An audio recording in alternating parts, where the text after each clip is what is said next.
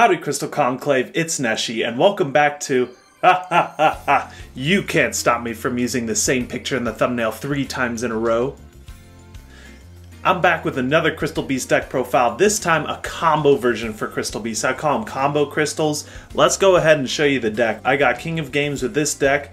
I never want to touch this pile of cards again. Honestly, I love just the control Crystal Power deck that we played last season, but you know, this one, I feel like it has some potential. Combo decks just don't really work in Duel Links. It's a very control-oriented format, and that's mostly because we don't have any generic negates, really. Shien is really like the only negate boss monster we have. We don't have a Borreload Savage Dragon, anything like that, so if we make a combo board and then run into a Drowning Mirror Force, that's kind of lights out. We don't have anything to negate that Drowning Mirror Force. So what we do with this deck is kind of hit or miss. I thought the theory behind it would be more like you make your combo board with Crystal Beacon and then you just set Conclave and play Conclave Control after that. But it's really not like that, because one of the best things about Conclave Control is the top decks are just so good. You know, every top deck is live pretty much. But top decking a Crystal Beacon mid-late game is just one of the worst things in the world. But I'm going to go ahead and show off this deck and just talk about it. 2 Zephyros, you already know how I feel about Zephyros and Transcendent Crystals, like the best card in the deck. It's so goated. If you don't know the combo, you pitch Zephyros from your hand, crystallizes Sapphire Pegasus from the deck. Zephyros can bring that Crystal Beast Sapphire Pegasus back to your hand by summoning itself from the graveyard, and then you can summon the Sapphire Pegasus. So, one of the best cards for Transcendent Crystals. We're only playing 2 because I only have 2, but it's only a once per duel effect. So 2 might be correct, but 3, obviously you want to see this card. It's the best card in your deck. You have 3 Sapphire Pegasus, 1 Amethyst Cat, and 3 Ruby for a Crystal Beast lineup. So the Sapphire Pegasuses and the Zephyros are there to make our rank 4s. We have a good rank 4 slew right here, but then the Ruby helps special summon out all your back row Crystal Beasts out. So what you could do is you could either use Transcendent Crystals, place a level 4 and a level 3 like Amethyst or Ruby, and then you can go ahead and make our Constellar Hyades with the 2 level 3s that you bring out. Well, with the 1 level 3 that you bring out and then the Sapphire Pegasus, but then that other level 3 is the Ruby.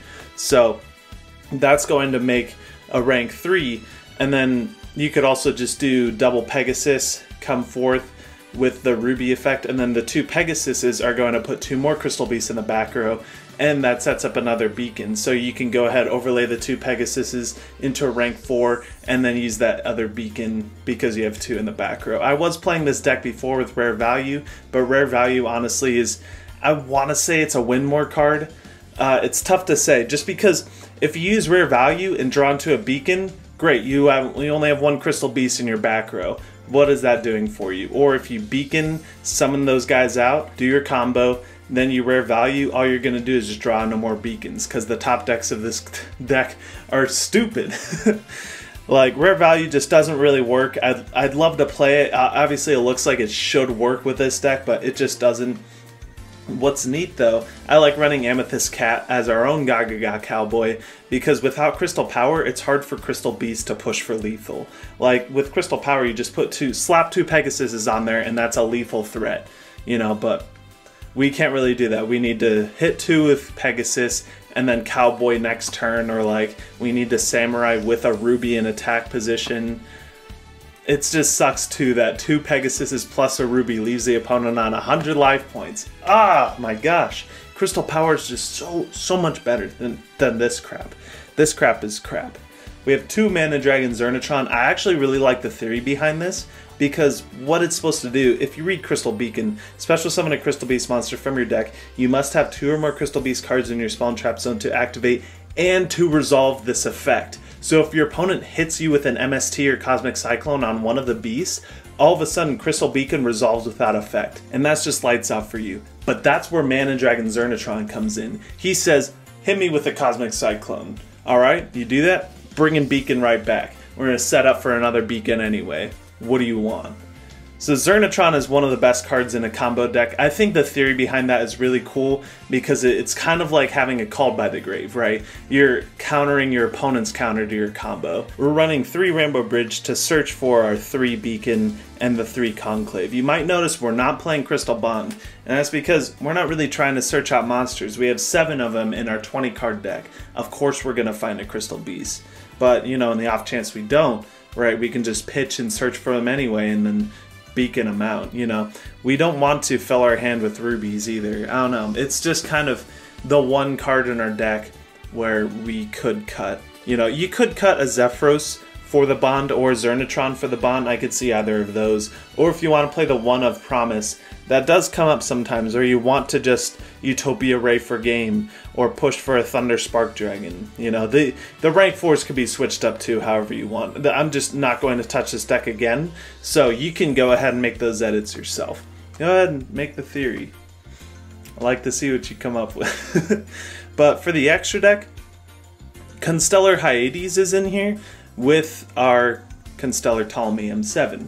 So M7 obviously is a fantastic card, but you can obviously overlay it into any Constellar Xyz monster. So what we do is we put our 2 level 3 rubies into Hyades and then slap a Constellar Ptolemy on top. Unfortunately, it can't use its effect the turn that it's summoned that way, so it's just a 2700 beater. But what's really cool in this format, you know, you play against a ton of blue eyes on the ladder, you actually use Hyades' effect, change your opponent's monsters to defense position, and then use Ptolemy to beat over them. That also gets over a Saber Dancer. Isn't that neat? We can out Saber Dancer by putting it to defense position with Hyades and then overlaying into Ptolemy. The problem is Ptolemy isn't a negate. It doesn't use its effect the turn that it's summoned. It's just a 2700 beater. So if you're putting your resources, and you're honestly like hurting yourself deck building wise by putting 3 freaking Ruby in your deck, then it just all goes to waste when you get hit with a Wall of Disruption or a Drowning Mirror Force, or if it gets Fiendish Chained.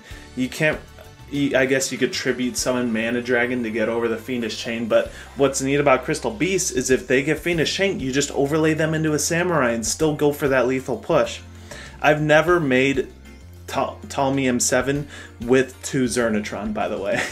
It might seem like it could come up, or if you run 3 Zernatron, but it just doesn't. I also tried this deck with Gravi Crush Dragon. You'll see in one of the replays.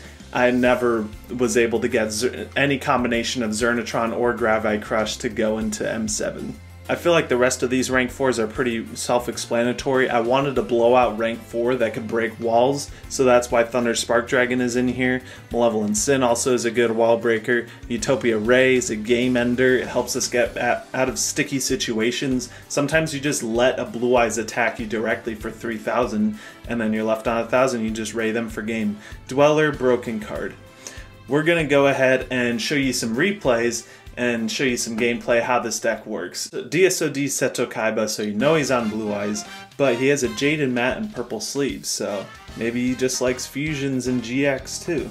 I don't know. We're going to set a Ruby and set a Conclave because that's what this deck does best. It just bricks and you don't really have much.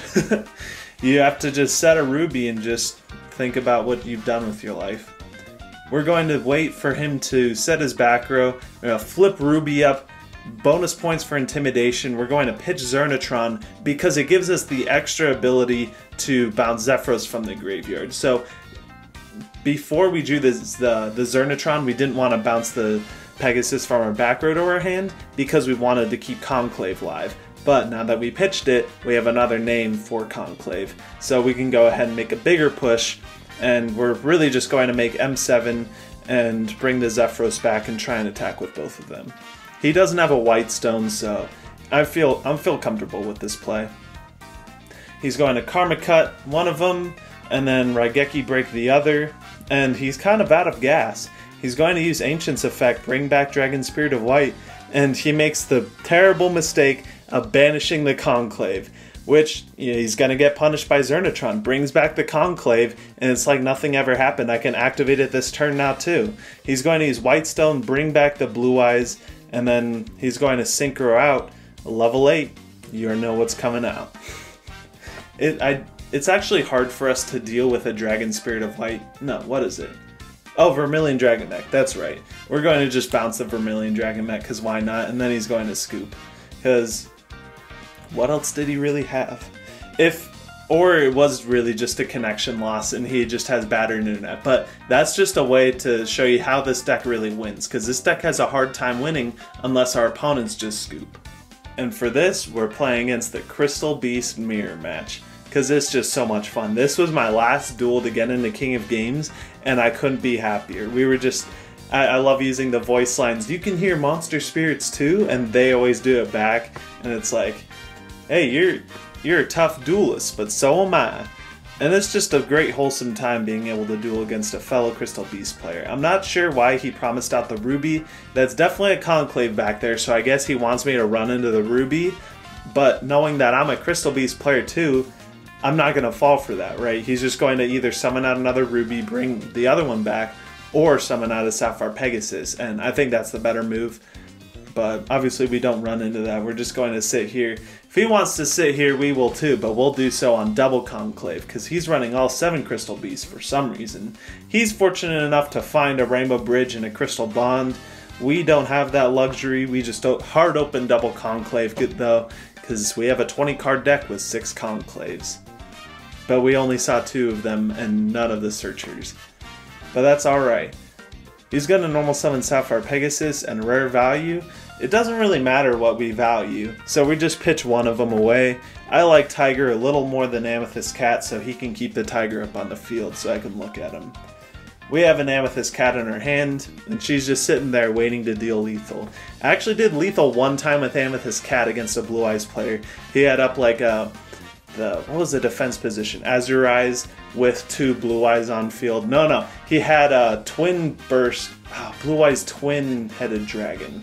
I forget what that one's called. The Azure Eyes and a Blue Eyes. So it was like huge board of monsters, and then all of a sudden I just normal summon Amethyst Cat and attack for game. And I couldn't imagine what that Blue Eyes player must be thinking, or if he's still playing the game right now. I know I probably wouldn't. I wouldn't play Blue Eyes anymore, that's for sure. I would pick up Crystal Beast, because I'd recognize it as the superior deck, and I'd want to play it for myself. Ruby, it's your time to shine. I love that I get to use Ruby's voice lines in this, because that's what Jesse does best. He loves Ruby the most, I think. That's her pal. That's his pal. Is Ruby.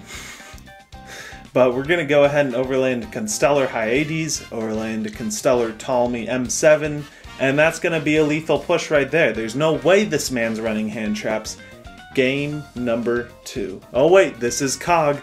We have just a best of 1. Big shout outs to this Crystal Beast player. He sent me a nice. I totally forgot to send him a nice. So whoever you are, shout outs to you for being a great Crystal Beast player. You get a nice from me. Aww. Moving forward, realistically, don't play this deck. Okay, don't play this combo version unless we get like Lightning Chidori, something like that. Like, it does have a ton of potential. Or if we get other negates that we could do to get rid of the blowout cards that we would inevitably run into, I don't think I would warrant playing this deck. I think Conclave Control with Crystal Power is the way to go. You know, Neos Fusion boosting up to 3k to crash into Blue Eyes is just too relevant right now. Especially being over to beat over defense position Saber Dancer. I mean, Needle Sealing is also a main deck out to Saber Dancer, so I think Conclave Control is the right direction for now. Maybe 1 Necro Valley, 1 Needle Sealing, like take out one of the Necro Valleys for the Needle Sealing. Other than that, I really enjoy playing Crystal Beast and Duel Links. It's a lot of fun. Even though I might not play Transcendent Crystals for a little while, it is a ton of fun just being able to make a lot of videos, just because there's so much theory that can go into this. So many possibilities, you know. I think the 30-card Mana Dragon Zernatron deck that I got first place in an Anytime tournament, I think that's probably the best way to run Transcendent Crystals in my opinion right now. I did see a cool Chaos Crystals list with like 3 Levianeer, 3 Ruby because she's a light, 3 Zephyros because it's a dark, and then like Melody of the Awakening Dragon. There's a lot of cool stuff going around for Transcendent Crystals. 3 rare value, obviously. But I won't keep you guys here for long. Thank you for watching the video. I could obviously talk about this deck all day. Make sure to subscribe for more Crystal content because I can just talk about this all day, like I'm saying. If you want to keep hearing me talk about Crystal Beasts, you gotta know, in the next video I'm going to be talking about Crystal Beast. That's just how it is around here. Make sure to like the video, comment what you liked about the deck, and if you're going to play it yourself and make it better, I'd honestly love to hear you improve the deck and hear your thoughts. Make sure to join the Crystal Beast Discord so you can put those thoughts in there. You don't have to comment on my video and watch other people steal your tech options. But thank you guys again. I'll see you in the next one.